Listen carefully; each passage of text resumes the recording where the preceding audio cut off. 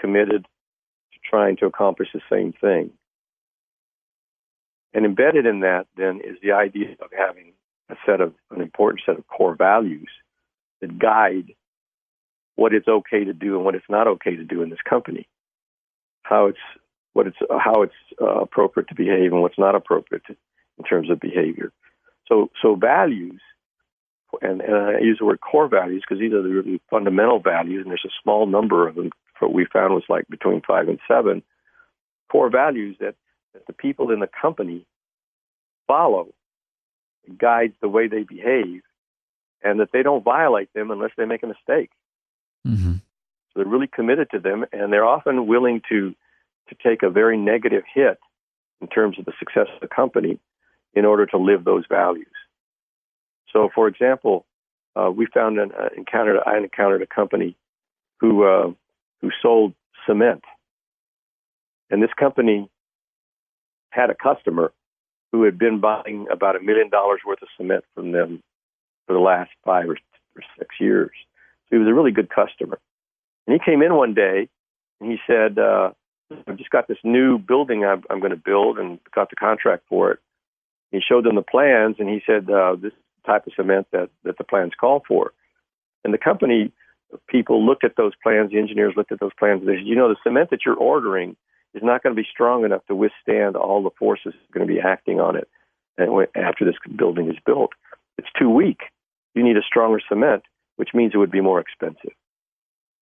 And the guy said, look, that's, the architects call for that level of cement, and so that's what I'm going to use, and so that's what I want you to sell me. And the company said, we can't do that. We just can't sell you cement that we know is inferior and could result in the building collapse. That's just doesn't fit our value system. We have a strong value of integrity here, and we would be violating our integrity if we sold you the cement. And the guy said, look, he said, I've been giving you $1 million of business for the last 5 or 6 years. He said, this contract alone is worth $1 million. He said, if you don't give me the cement that I want, I'll leave right now and I'll never come back and do business with you again. And the company said, well, we're sorry you feel that way, but we're just not going to sell you the cement. So they lost this $1 million customer and that $1 million project because they were not willing to violate this value of integrity. A lot of other companies would have sold the cement to them and said, well, hey, that's what they call for, and it wasn't our fault. But this company really had a sense of integrity, and they just wouldn't do it. So that's what a core value is like. And companies need to have that type of a value system, and not necessarily that one value, but just a set of values that guide them, that they will follow no matter what, unless they make a mistake. When they make a mistake, they correct it later. So having core values, and then you tie that with a sense of purpose, and these are sort of the guiding ideas that help to create a culture in a company that can really perform at incredibly high levels. So interesting. Now, the core values that you are mentioning, that's important, but are there other most common mistakes that you see entrepreneurs make? Well, I think one of the most common that I see is that they lose focus. They start grabbing opportunities that they think will make them money rather than pursuing opportunities that fit what it is their purpose is about. So as a result, they kind of just are scattered, and they move from here to there, and they make a little money in this approach, and then a little more money in that approach. But when you look at them over the longer term, they really haven't built anything that's going to be viable and potential for a long term. So that I think is really a key error that gets made, and I can see it driven by the desperation of, well, we've got to stay afloat. Right. We've got to make some money. We can't survive if we don't make money, and you got to make money in order to be around. But if you just grab at every opportunity to make money, and you don't grab at things that will make you money plus serve the purpose that you're trying to promote or contribute to, then over a longer term, you just don't build something that's strong and really viable to survive over a longer term. So I think that's one of the key things. I think that you are very well qualified to answer the next question. What's the difference between being a leader and being a boss? Between being a leader and being what? A boss, un jefe. Oh. Well, I think, if I'm going to sort of characterize bosses, they're often focusing on fulfilling goals and following certain procedures and approaches to the way those goals are going to be achieved, and sort of laying those out for the people that they manage as being the driving forces for what they do. I think a leader, on the other hand, certainly sets goals, but often the goals are set in conjunction with the people who have to execute on the goals, rather than just being laid on them. Often leaders, what I would call a real leader, involves the people who are having to execute on the goal in the creation of what the goal might look like. Not that the leader abdicates any responsibility for the goal, but that there's an involvement on how the goal gets defined that's influenced by the people who are actually going to have to execute on it. In doing that, I think leaders do something that's very important, is that they inspire buy-in on the part of the people that they lead. And so the people want to achieve the goals, and they want to achieve them in the ways that make the most sense for the company, but also fit their abilities and their own desires of succeeding. So leadership, I think, has to not only be focused on achieving goals, but it also has to be focused on the inspiration and the gaining the commitment on the part of the people who actually execute them. And if you don't have that, and you're just sort of mechanically saying this is the goal, you do this, you do that, and ordering people to stick to just different parts of the goal and putting it all together, to me, that's what the boss does. And that's not what a leader does. The result of all of this is that if you're a boss, you basically just get behavior out of the people in the company that's consistent with whatever parameters you lay out. If you didn't have to lay out all the parameters that are appropriate, then you just lose out. Whereas a leader inspires people to develop the parameters as much themselves as they're laid on them, and also gives them the freedom to come up with new solutions and new ways of looking at how to achieve the goal, and doesn't rely on the boss being the one who knows everything. Leaders, I don't think, know everything. What they try to do is they try to create an environment where everything that needs to be known gets discovered and developed by not only the leader, but also the people who are doing it. Interesting. What would be your advice to people that are not doing so well in business? Well, it's a good question. I guess my first reaction is for them to systematically try to find out why they're not doing well in the business. This means trying to find people who are knowledgeable about what it is that you're doing and whose opinion you respect, and having conversations with them in which you're willing to open yourself up to negative information and take responsibility for it, and not be defensive about it.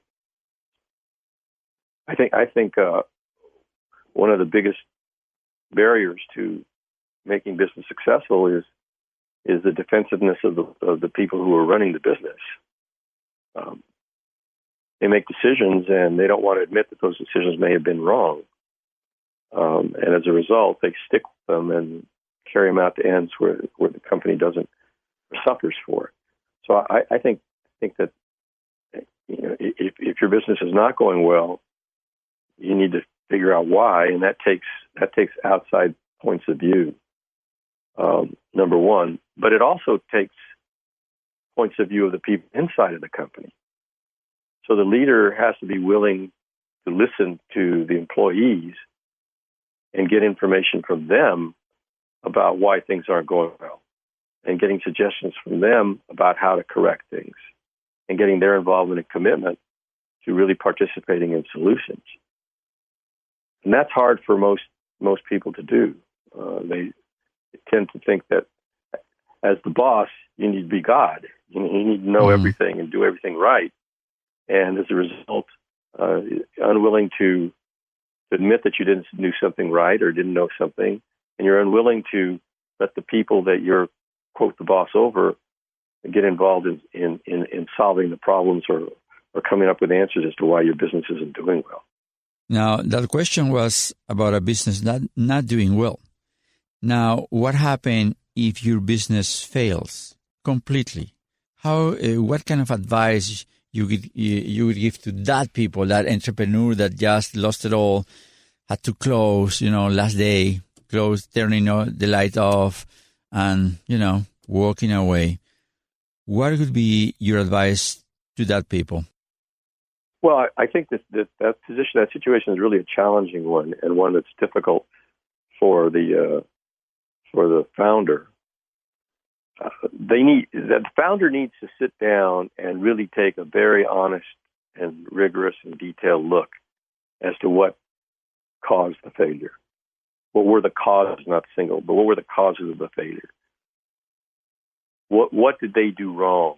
What sorts of things that they had that were beyond their control happened to them?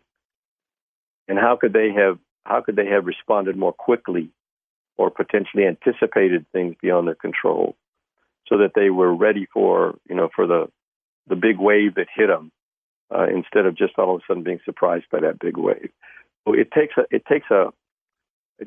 really a lot of courage on the part of the individual to sit down and do a real deep analysis of what were the reasons for the failure, and learn from that, and not repeat those same mistakes in their next venture, which many of them have another venture in their future.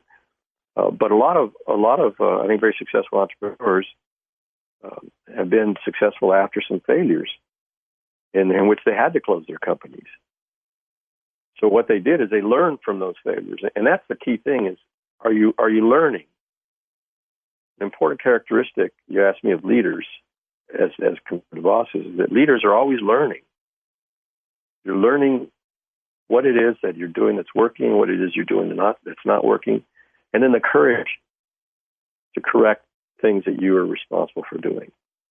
But learning is the basic idea, and if you don't learn from the failure, then the failure is just painful and costly and nothing else. I totally agree with you. You're talking about learning. I find that learning, reading, talking to others about business or your interests is the best way to improve yourself, not only as a person, but also as a businessman. Now, what do you do to increase your intellectual capital, Professor?